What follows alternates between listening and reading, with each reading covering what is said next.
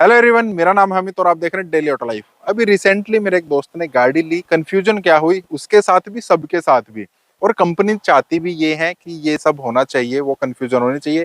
उसमें कंपनीज का फायदा है और आप उससे कैसे बच सकते हैं वो सारी बात करते हैं। उसने मेरे को बोला, यार मुझे ना ये गाड़ी लेनी है और उसमें मेरे को ये वाला वेरिएंट पसंद आ गया है। ठीक है, 4 दिन के बाद फिर से फोन आया, यार मेरे को ना अपर वेरिएंट थोड़ा और अच्छा लग रहा है, उसमें ना कुछ और फीचर आ गए हैं। चल भाई ठीक है, तेरे को पसंद आ गया, तेरा बजट अलाउ कर रहा है तो वो ले ले।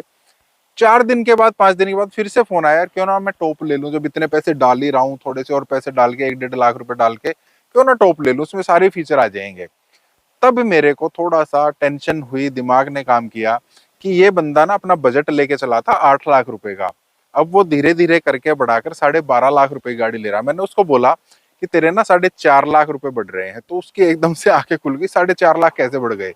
पिछले वाले वेरिएंट से मैंने तो 1.5 लाख रुपए ज्यादा दिए हैं। लेकिन मैंने उसको बोला, तूने स्टार्टिंग में क्या चूज किया था? 8 लाख वाली गाड़ी, अब तू 12.5 पर पहुंच गया। अब नहीं पता लगा ना, वो अपना बजट इंक्रीज करता चला गया। और ये सब लोगों के साथ होता है आज के टाइम पर।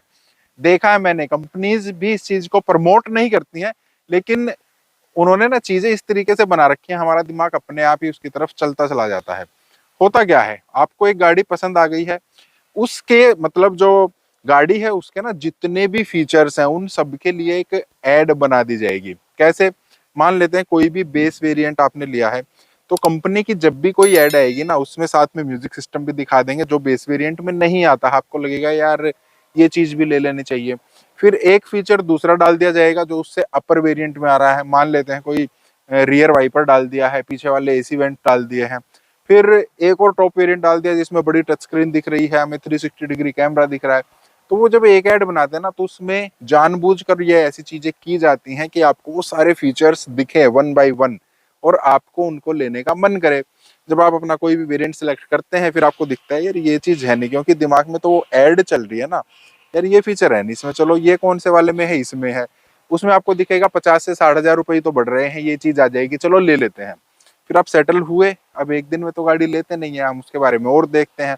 जब हमारा दिमाग वो 6 लाख से 6.5 लाख 7 लाख में डिसाइड हो गया है, फिर हमारा दिमाग सेट हो गया, हम 7 लाख की गाड़ी ले रहे हैं, फिर थोड़ा और उसके बारे में सोचेंगे। अब हमें 2 फीचर और दिख गए हैं, उसके साथ अननेसेसरी 15 फीचर और दिखेंगे, तो ये हो जाता है यार 20 फीचर हमें मिल रहे हैं, क्यों ना हम 80 हजार रुपये एक्स्ट्रा और दे दे। तो इस तरीके से ना ये चीज चलती चली जाती है और आपको टॉप वेरिएंट पर ले जाकर गाड़ी जो कंपनीज है वो छोड़ देती है और आप वो ले लेते हैं। ये तो हो गया उनका किस तरीके से मायाजाल फैला हुआ है। अब इसके बच कैसे सकते हैं? तो सबसे पहले ना आपको ये सोचना ही पड़ेगा कि जब भी हम गाड़ी लेते हैं ना, वो हर किसी के लिए अलग यूज के लिए होती है। एक तो एरिया वाइज होता है। चलिए हम पहले एरिया वाइज डिसाइड करते हैं, क्या मैं कहने की कोशिश कर रहा हूँ। मान लेते हैं आप एक ऐसी जगह पर रहते हैं जहां पर 12 के 12 महीने मोस्ट ऑफ द टाइम गर्मी का ही सीजन रहता है। तो उस केस में आपको जो हमारे डिफोगर होते हैं, रियर डिफोगर होते हैं, उनकी क्या जरूरत है? कोई आप अगर डिफोगर, रियर डिफोगर वाली गाड़ी ले रहे हैं तो वो फीचर आपके लिए कोई काम का नहीं है, आपको वो काटना पड़ेगा। अगर आप ज्यादा ही गर्म जगह पर रहते हैं तो आपको रियर एसी वेंट चाहिए होंगे। तो आपको ना इस तरीके से डिसाइड करना पड़ेगा। आप अगर ठंडी जगह पर रहते हैं तो वहां पर आपको रियर एसी वेंट की जरूरत नहीं है, आप उस चीज पर पैसा नहीं डालेंगे। तो एरिया वाइज भी डिसाइड होता है। आप एक ऐसी जगह पर रहते हैं जहां पर बारिश कम होती है या जहां पर बारिश ज्यादा होती है। जहां बारिश ज्यादा होती है उनको rear AC vents, rear wiper washer चाहिए होंगे। जहां पर बारिश कम बिल्कुल ही नहीं होती या बहुत कम होती है, उनको रियर वाइपर वॉशर नहीं चाहिए होंगे। अब ज्यादा ऑफ रोडिंग करते हैं, उनको भी रियर वाइपर वॉशर चाहिए। लेकिन बहुत बार हम एड में देखते हैं, यार कहीं से वो गाड़ी जा रही है, कीचड़ पीछे लग गया है, उसने वाइपर चलाई, शीशा साफ हो गया, हमें भी चाहिए, तो ऑफ रोडिंग कभी करनी है क्या? मतलब बहुत बार मैंने देखा यार वो लगा ही रहता है वहीं पर, उसके जो वाइपर ब्लेड है वो वहीं पर खराब हो जाते हैं, फिर उनको बदल लेते हैं, छुट्टी, कोई काम ही नहीं है। तो एक तो हमें एरिया वाइज देखना पड़ेगा, हम कौन से एरिया में रहते हैं, कोस्टल एरिया में रहते हैं, ठंडे में रहते हैं, गर्म में रहते हैं। उस तरीके से, उस हिसाब से आप थोड़े से अपने फीचर्स को डिसाइड कीजिए। दूसरी चीज क्या होती है, अब आपने एरिया तो डिसाइड कर लिया है, लेकिन फिर आ जाती है पर्सनल यूज या पर्सनल प्रेफरेंस। एक ही घर में, एरिया की बात नहीं कर रहा हूं मैं, उस एरिया में एक घर है और एक ही घर में अलग अलग लोगों की अलग अलग नीड भी होती है। वो किस तरीके से होती है, कैसे आपको इस चीज में बचना है। और लास्ट में ना एक बड़ी सिंपल सी ट्रिक भी बताऊंगा, उससे भी आप अपनी चीजें सिलेक्ट कर सकते हैं। मान लेते हैं आपके घर में 2 लोग हैं जो गाड़ी से ही अपने जॉब जाते हैं, ऑफिस जाते हैं, बिजनेस जाते हैं, कुछ भी जाते हैं। एक इंसान अर्ली मॉर्निंग निकल जाता है, शाम को थोड़ा लेट आ जाता है। दूसरा दोपहर में ही जाता है, दोपहर में ही आता है, उसका दिन का ही ज्यादातर काम है।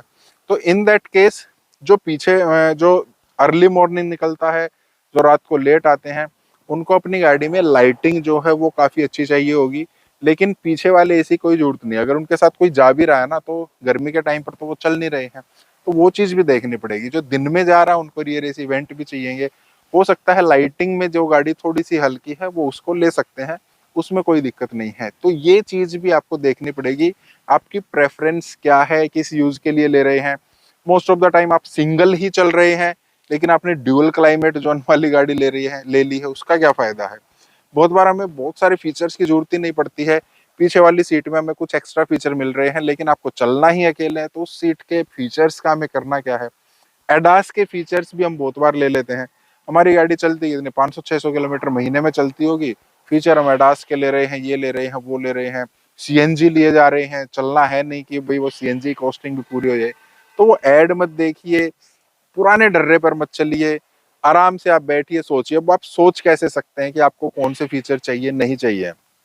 कोई भी कंपनी आप उठा लीजिए, उनका एक आता है बेस वेरिएंट, उसके बाद आता है सेकंड बेस, फिर आता है सेकंड टॉप, और फिर आ जाता है टॉप। मोस्टली 4 होते हैं, अगर किसी में 5 हैं तो उस केस में जो तीसरा वेरिएंट है ना, वो काफी वैल्यू फॉर मनी होता है। जिसमें 4 वेरिएंट आते हैं, उसमें फर्स्ट के बाद जो सेकंड वाला वेरिएंट होता है वो बहुत ज्यादा वैल्यू फॉर मनी होता है। आप उस वेरिएंट को उठाइए, तब आप देखेंगे कि उसमें फीचर्स बहुत ज्यादा जो हैं आपके लगभग लगभग वहां पर हमारी जो जरूरतें हैं वो पूरी हो जाती हैं। ये उनके लिए है जो थोड़ा बजट को देखकर चल रहे हैं, जिसको लेना ही टॉप है वो तो टॉप ले ही ले, उसकी कोई टेंशन नहीं है। फिर आप देखिए इसमें ऐसा कोई फीचर भी है क्या जो आपको जरूरत है, जो इससे सेकंड वाला, जो इससे ऊपर वाला वेरिएंट है वो कितने लाख रुपए, कितने हजार रुपए महंगा है, मान लेते हैं 1 लाख रुपए महंगा है, वो आपको क्या दे देगा, पुश बटन स्टार्ट दे देगा, कोई जरूरत नहीं होती है, दिखावे का फीचर है। अलॉय व्हील दे देगा, कोई जरूरत वाली चीज नहीं है, ये भी एक दिखावे की चीज है। तीसरा क्या आ जाएगा, बड़ी टच स्क्रीन आ सकती है, या उसमें टच नहीं आ रही है, इसमें टच स्क्रीन आ रही है। सही बताऊं, ये भी दिखावे का ही फीचर है। जब आप गाड़ी चला रहे हैं ना, आपको सामने देखना होता है, टच स्क्रीन की तरफ नहीं देखना होता। वो सिर्फ एक इंफॉर्मेशन के लिए होती है, इंफॉर्मेशन आपको वैसे भी मिलेगी आपकी गाड़ी की। अगर सिर्फ उसी लिए आप पैसे डाल रहे हैं टच स्क्रीन के लिए, तो मेरी मानिए मत डालिए। मेरी गाड़ी में भी टच स्क्रीन है, हार्डली मैं यूज करता हूँ, मैं सही बता रहा हूँ, मैं यूज करने के बाद ही आपको बोल रहा हूँ। टच स्क्रीन हो ना हो कोई फर्क नहीं पड़ता, स्टीयरिंग माउंटेड कंट्रोल्स होने चाहिए, वो ज्यादा इंपॉर्टेंट होते हैं। ठीक है, तो आपको ये चीजें देखनी है भाई, 1 लाख रुपए वो मेरे को कौन सा ऐसा फीचर दे रही है जिसकी मेरे को ज्यादा जरूरत है। और वो सिर्फ वो मान लेते हैं हम 20 फीचर दे रही है और आपके 2 ही फीचर काम के हैं, तो आप ये मानिए आपको 2 फीचर मिल रहे हैं एक्स्ट्रा 1 लाख रुपए में। क्या वो वर्थ है? अगर आपको लग रहा है कि वर्थ है तो आप लीजिए, अगर लग रहा है कि वर्थ नहीं है तो आप उसको छोड़ दीजिए। यकीन मानिए आप ज्यादा खुश रहेंगे। तो इस तरीके से आपको एक पूरा, हर किसी का एक अलग तरीका होता है, आपके घर में आपके यार दोस्त फैमिली, उन्होंने क्या लिया है, कौन से फीचर लिए हैं, वो आपको भूल जाना है। गाड़ी आपको चलानी है, आपको यूज करनी है, पैसे भी आपको ही देने हैं, आपका कोई दोस्त नहीं देगा, फैमिली में नहीं देगा, आपको देने हैं। तो आप अपने हिसाब से यूज की गाड़ी लीजिए, तब आप ज्यादा फायदे में रहेंगे। कंपनीज का क्या है, उनको तो गाड़ी बेचनी है, बना रहे हैं तो बेचनी है। एक गाड़ी में ना सब कुछ लगभग सेम होता है।